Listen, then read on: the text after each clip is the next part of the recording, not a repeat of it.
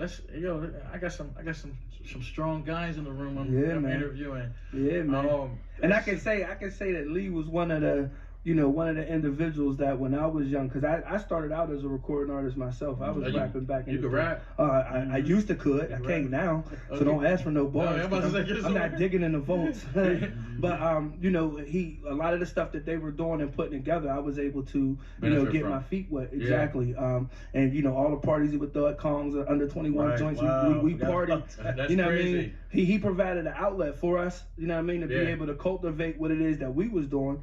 And then we turned 21. We followed in the Sweet Georgia Browns and Chauncey's and Donzies and all that stuff. That's there. Crazy. So, you know what I mean? Can I just interject real quick? Because he touching on some stuff that's very important and vital to not only my career and what he's talking about, but like in the music game now, somebody come to me, if it makes sense, I'll vet him and then send him to him. Right. Because it's his time now. It's his time to shine and take it on and do whatever. So I know what my lane is now. Mm-hmm. You know what I mean? So instead of trying to do all this stuff, or Devin, all these cats are still Devin's a good guy.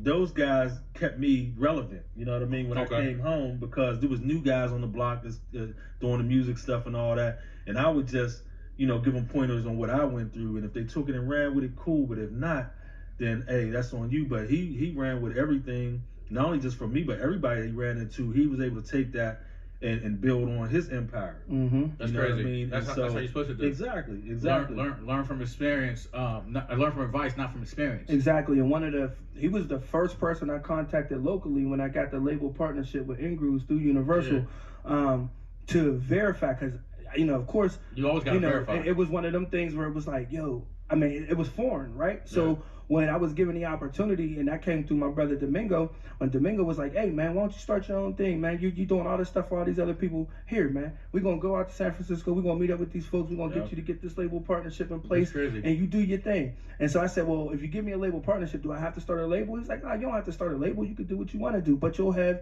the lanes for distribution, you'll have the global market to be able to do your thing. And so as soon as I got access to the dashboard, he's the first person I called. Hey Lee, man, I'm not sure what's this like? what this is. Yeah, but listen, the dashboard can be overwhelming if you don't have somebody like, and he's gonna get into it deeper, but a lot of people don't understand that whatever label is doing whatever distribution, 9 times out of 10, the artist or the so-called label got somebody else doing it. Of course. They never know what the heck is going on. Not saying it's like Empire or something like that. Right. Yeah. But if you get your eyes on the dashboard and see who your partners are, and you control the music, what country and where it needs to go and all that, that's something different. Mm-hmm. And the brother that actually, people don't even know, that's a black man that created that and actually runs it.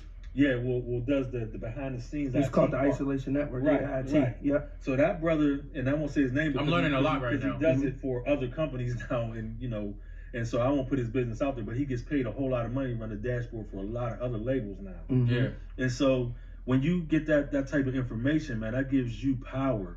And that's why I say a lot of artists don't know what they have, to be able to, and you got to spend some money. Let's be honest. Right. Because everybody come in my office talking about, I want to get on, I got talent. I'm like, yeah, well, there's 50 million people already got talent. Mm-hmm. Yeah. But for you to use what I know based on the years that I have, not just because I got these contacts, but I put a lot of sweat, equity into all this stuff too, you got to pay for that. Yeah. And so if you can't, then, maybe this ain't for you, because you got to have a budget, especially if you're talking all this independent stuff like these cats want to go. Mm-hmm. And I think a lot of people use words as cliche,